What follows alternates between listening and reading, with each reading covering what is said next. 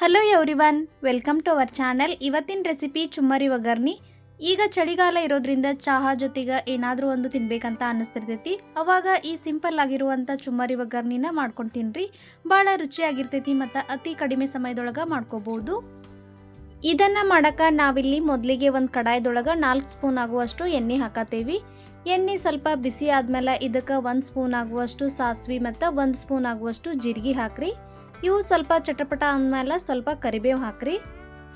ಈಗ ಸ್ವಲ್ಪ ಶೇಂಗಾ ಹಾಕಿ ಗ್ಯಾಸ್ನ ಕಡಿಮೆ ಉರಿ ಒಳಗಿಟ್ಟ ಇವನ್ನ ಚಂದಾಗ ಫ್ರೈ ಮಾಡಿ ತಗೋರಿ. ಶೇಂಗಾ ನಿಮ್ಗೆ ಎಷ್ಟು ಬೇಕು ನೋಡಿ ಅಷ್ಟು ತಗೋಬೋದು. ಇದಕ್ಕೆ ಶೇಂಗಾ ಸ್ವಲ್ಪ ಜಾಸ್ತಿ ಹಾಕಿದ್ರೆ ಚುರ್ಮುರಿ ಒಗ್ಗರ್ನಿ ಭಾಳ ರುಚಿ ಆಗ್ತೈತಿ. ನೋಡ್ರಿ, ಈ ರೀತಿ ಶೇಂಗಾ ಕರೆಕ್ಟಾಗಿ ಫ್ರೈ ಆದಮೇಲೆ ಇದ್ರೊಳಗೆ 2 ಬೆಳ್ಳುಳ್ಳಿ ಗಡ್ಡಿನ ನಾವು ಜಜ್ಜಿ ಹಾಕತ್ತೀವಿ. ಖಾರಕ್ಕೆ ಎಷ್ಟು ಬೇಕು ನೋಡಿಕೊಂಡು ಅಷ್ಟು ಅಚ್ಚ ಖಾರದ ಪುಡಿ ಹಾಕ್ಬೋದು. ನಾವಿಲ್ಲಿ ಹಸಿಮೆಣ್ಸಿನ್ಕಾಯಿ ಹಾಕತ್ತೀವಿ. 2 ರಿಂದ 3 ಹಸಿಮೆಣ್ಸಿನ್ಕಾಯಿನ ಸಣ್ಣಗೆ ಕಟ್ ಮಾಡಿ ಹಾಕತ್ತೀವಿ.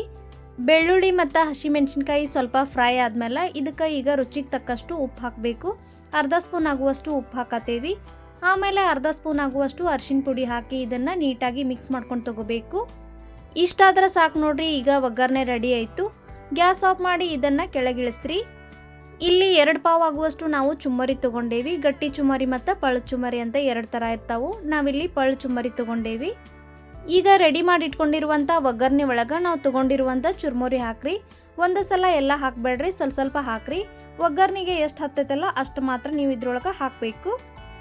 ಈಗ ಕೆಳಗೆ ಮ್ಯಾಲ ಮಾಡಿ ಇದನ್ನು ನೀಟಾಗಿ ಮಿಕ್ಸ್ ಮಾಡ್ಕೊಂಡು ತಗೋಬೇಕು. ಒಗ್ಗರಣೆ ಬಿಸಿ ಇದ್ದಾಗ ಚುರ್ಮುರಿ ಹಾಕಿದ್ರೂ ನಡಿತೈತಿ, ಇಲ್ಲ ಇದು ಆರಿದ ಮೇಲೆ ಹಾಕಿದ್ರೂ ನಡಿತೈತಿ. ಈ ಒಗ್ಗರಣೆಗೆ ಇನ್ನೊಂದು ಸ್ವಲ್ಪ ಚುರ್ಮುರಿ ಹಾಕಿ ಇದನ್ನು ನೀಟಾಗಿ ಮಿಕ್ಸ್ ಮಾಡ್ಕೊಂಡು ತಗೊಳ್ಳೋಣ. ಈ ಥರ ಚುರ್ಮುರಿ ಮತ್ತು ಚೂಡಾನ ಒಗ್ಗರಣೆ ಹಚ್ಚಬೇಕಾದ್ರೆ ಅಗಲನ್ ಬುಟ್ಟಿ ಅಥವಾ ಪರಾತೊಳಗೆ ತೊಗೊಂಡು ಇದನ್ನು ಮಿಕ್ಸ್ ಮಾಡ್ಕೊಂಡು ತಗೋರಿ. ಅಂದರೆ ಇದನ್ನು ಕಲ್ಸಾಕ ಭಾಳ ಈಸಿ ಆಗ್ತೈತಿ. ನಾನಿಲ್ಲಿ ತೊಗೊಂಡಿರುವಂಥ ಕಡಾಯಿ ಇದಕ್ಕೆ ಭಾಳ ಸಣ್ಣದಾಗೈತಿ, ಹಾಗಾಗಿ ನಾನು ಇದನ್ನು ಪರಾತೊಳಗೆ ಹಾಕತ್ತೀನಿ. ಇವನ್ನ ಪರಾತದೊಳಗೆ ಹಾಕಿದಾದ್ಮೇಲೆ ಇದಕ್ಕೆ 7 ರಿಂದ 8 ಸ್ಪೂನ್ ಆಗುವಷ್ಟು ಪುಟಾಣಿ ಪೌಡರ್ ಹಾಕತ್ತೀನಿ.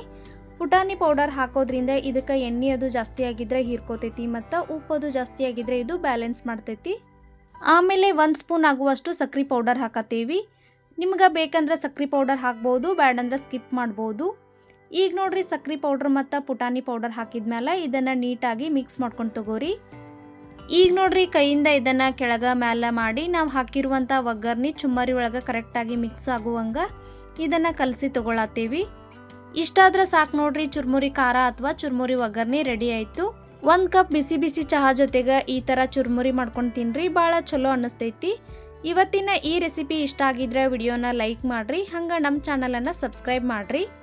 ನಿಮ್ಮ ಫ್ಯಾಮಿಲಿ ಮತ್ತು ಫ್ರೆಂಡ್ಸ್ ಜೊತೆ ಈ ವಿಡಿಯೋನ ಶೇರ್ ಮಾಡಿರಿ. ಇದೇ ರೀತಿ ಇನ್ನಷ್ಟು ರೆಸಿಪಿಗಳೊಂದಿಗೆ ಮುಂದಿನ ವಿಡಿಯೋದಲ್ಲಿ ಭೇಟಿಯಾಗೋಣ. ಅಲ್ಲಿವರೆಗೂ ಬಾಯ್, ಟೇಕ್ ಕೇರ್.